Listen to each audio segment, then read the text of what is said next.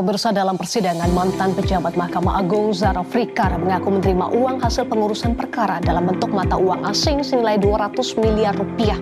Dalam kasus lain, Kejaksaan Agung juga menemukan praktik suap kepada hakim yang nilainya besar. Lalu apa yang harus dilakukan untuk menghapus mafia peradilan? Hari ini kita akan membahas kasus Zara Frikar, seorang mantan pejabat Eselon II Mahkamah Agung yang terjerat kasus korupsi besar. Kasus ini sempat menjadi sorotan publik karena nilai gratifikasi yang diterimanya mencapai jumlah fantastis, yakni berupa uang tunai hampir 1 triliun dan 51 kilogram emas batangan. Tindakan Zara Frikar bukan hanya merugikan negara secara materi, tetapi juga merusak kepercayaan masyarakat terhadap lembaga peradilan. Kasus ini menjadi pelajaran penting, terutama bagi seluruh aparatur sipil negara. Nilai-nilai berakhlak yang sudah ditetapkan pemerintah, yaitu berorientasi pelayanan, akuntabel, kompeten, harmonis, loyal, adaptif, kolaboratif, dan integritas, semestinya menjadi pedoman setiap ASN dalam bertugas. Sayangnya, Zara Frikar justru menunjukkan perilaku yang bertolak belakang dengan nilai tersebut. Nilai berorientasi pelayanan dan akuntabel. Dari nilai berorientasi pelayanan, seharusnya seorang pejabat pengadilan menjadikan kepentingan masyarakat sebagai prioritas utama. Pelayanan publik yang adil, transparan, dan profesional adalah wujud nyata dari keberpihakan para pencari keadilan. Namun, apa yang dilakukan Bapak Zara Frikar justru bertolak belakang. Ia lebih mendahulukan keuntungan pribadi dibanding memenuhi amanah jabatannya sebagai pelayan publik. Hal ini menunjukkan bahwa ia gagal mewujudkan esensi ASN sebagai abdi negara dan abdi masyarakat. Selanjutnya, dalam aspek akuntabilitas, seharusnya setiap ASN dituntut bekerja dengan penuh tanggung jawab, jujur, dan transparan. Setiap kebijakan maupun keputusan harus dapat dipertanggungjawabkan baik secara moral maupun secara hukum. Kasus gratifikasi yang disembunyikan oleh Bapak Zara Frikar membuktikan bahwa ia tidak memiliki integritas dan akuntabel. Perbuatannya tidak hanya melanggar hukum, tetapi juga merusak kepercayaan publik terhadap lembaga peradilan. Dampaknya sangat jauh lebih luas karena publik semakin skeptis terhadap independensi hakim dan bersikap pesimis terhadap penegakan hukum di Indonesia. Dalam nilai kompetensi, seorang pejabat pengadilan idealnya memanfaatkan kemampuan, pengetahuan, serta kewenangan yang dimiliki untuk memperkuat sistem peradilan. Kompetensi seharusnya menjadi instrumen dalam meningkatkan kualitas pelayanan hukum dan memberikan teladan bagi bawahannya.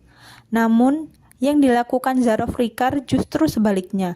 Ia menggunakan kecakapan dan posisi strategisnya untuk mempermainkan putusan demi keuntungan pribadi. Hal ini mencerminkan penyalahgunaan kapasitas yang seharusnya menjadi model membangun lembaga, bukan merusaknya. Dari sisi harmonis, ASN wajib membangun suasana kerja yang sehat, menjaga keharmonisan hubungan dengan rekan sejawat, serta menumbuhkan kepercayaan publik. Akan tetapi, tindakan tercela Zara Frikar menyebabkan disharmoni, baik di internal lembaga maupun di mata masyarakat. Rekan kerja yang tidak terlibat ikut tercoreng, rasa saling percaya runtuh, dan citra lembaga peradilan tercabik hanya karena ulah segelintir orang. Kasus ini menjadi bukti bahwa tindakan tidak bermoral satu individu dapat merusak keharmonisan kolektif yang telah dibangun dengan susah payah. Dalam nilai loyal, ASN harusnya memiliki kesetiaan penuh kepada bangsa, negara, dan institusi. Loyalitas diwujudkan dengan menjaga kehormatan lembaga, menegakkan aturan, serta menolak segala bentuk intervensi yang merusak integritas. Namun, Zara Frikar gagal menunjukkan hal tersebut. Alih-alih loyal kepada bangsa, ia justru loyal kepada kepentingan pribadi dan jaringan tertentu. Hal ini merupakan bentuk pengkhianatan terhadap sumpah jabatan dan pengabaian terhadap kepercayaan negara. Kemudian adaptif. ASN harus mampu menyesuaikan diri dengan perubahan, terutama dalam menghadapi era digitalisasi hukum dan tuntutan masyarakat terhadap pelayanan yang bersih. Tetapi Zara Frikar justru menunjukkan sikap adaptif yang salah arah. Ia mencari celah perubahan untuk kepentingan korupsi, bukan untuk meningkatkan kualitas pelayanan hukum. Kolaboratif dan integritas. Seorang ASN seharusnya mampu bekerja sama dengan berbagai pihak untuk kebaikan masyarakat. Kolaborasi dibutuhkan untuk memperkuat lembaga, bukan untuk membentuk jaringan penyalahgunaan wewenang. Dalam kasus Zara Fricar, kolaborasi justru dimanfaatkan untuk memperluas praktik kotor yang merugikan banyak pihak.